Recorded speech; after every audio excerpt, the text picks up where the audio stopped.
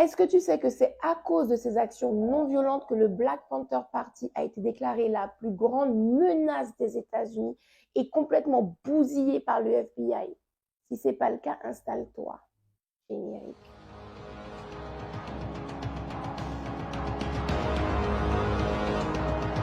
Bienvenue sur Afrique Résurrection, je suis Safiane Joy-Live, chercheuse en histoire et culture africaine. Alors si quand on te dit Black Panther Party, tu penses à une veste en cuir, un béret noir, un afro et surtout des fusils, eh bien c'est que toi aussi tu as enfermé cette grande organisation dans un tout petit cliché. Alors le Black Panther Party, c'est bien plus que ça. Il est né en 1966 dans un contexte où Malcolm X vient d'être assassiné. Il y a également beaucoup de révoltes qu'on appelle émeutes aujourd'hui, mais qui sont en réalité des révoltes de Noirs contre le système qui les oppresse et qui les écrase complètement. Et là, il y a deux jeunes qui ne se retrouvent pas du tout dans tout ce qui est mis en place par les associations de Noirs. Et pour cause, il n'y a à peu près que deux courants qui sont proposés. Celui de Marcus Garvey qui dit de rentrer en Afrique et celui de Martin Luther King qui demande de s'intégrer à la société blanche, de rester au milieu d'eux et de fonctionner avec eux. Eh bien, Bobby Seale et Wayne Newton décident de rester certes aux États-Unis,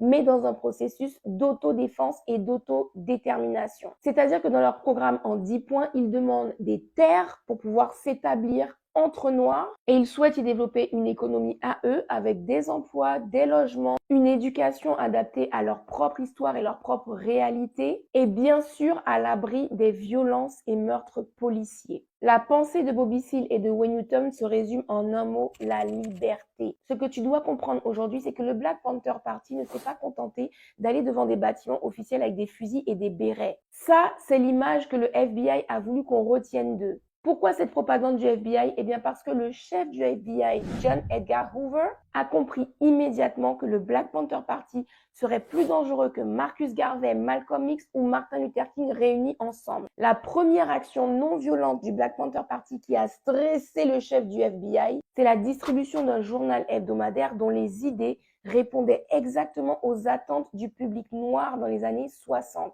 C'est-à-dire que ce journal était viral pour l'époque.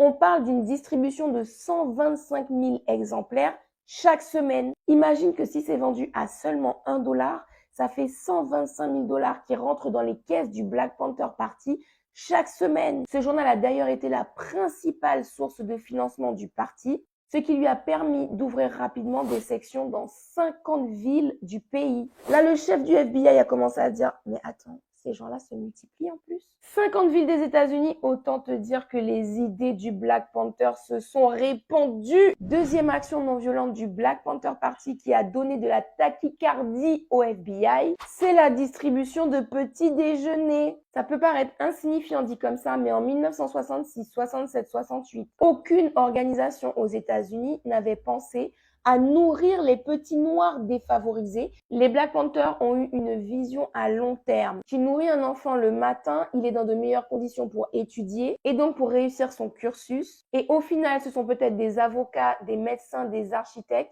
qui vont pouvoir se former et revenir mettre leurs compétences au service de la communauté noire. Parce que je le rappelle ici, dans le programme en 10 points du Black Panther Party, ils réclament des logements, autant avoir ses propres architectes. Ils réclament des soins médicaux accessibles à leur porte-monnaie, autant avoir nos propres médecins. Et ils réclament des procès équitables, autant avoir des avocats qui vont véritablement défendre la communauté. Déjà que les idées des Black Panthers qui circulent avec le journal plaisent aux Noirs partout aux États-Unis, si en plus ils développent une image positive en nourrissant les enfants de la population, eh bien leur popularité va exploser et il sera très difficile de freiner leur mouvement. Du coup, le chef du FBI met en place deux stratégies pour saboter et le journal et les petits déjeuners. D'abord, il envoie des agents de police saboter le matériel d'imprimerie. Ensuite, il fait incarcérer les personnes qui sont responsables de la distribution des petits déjeuners. La troisième action non violente qui cette fois a signé l'arrêt de mort de tous les leaders du Black Panther Party,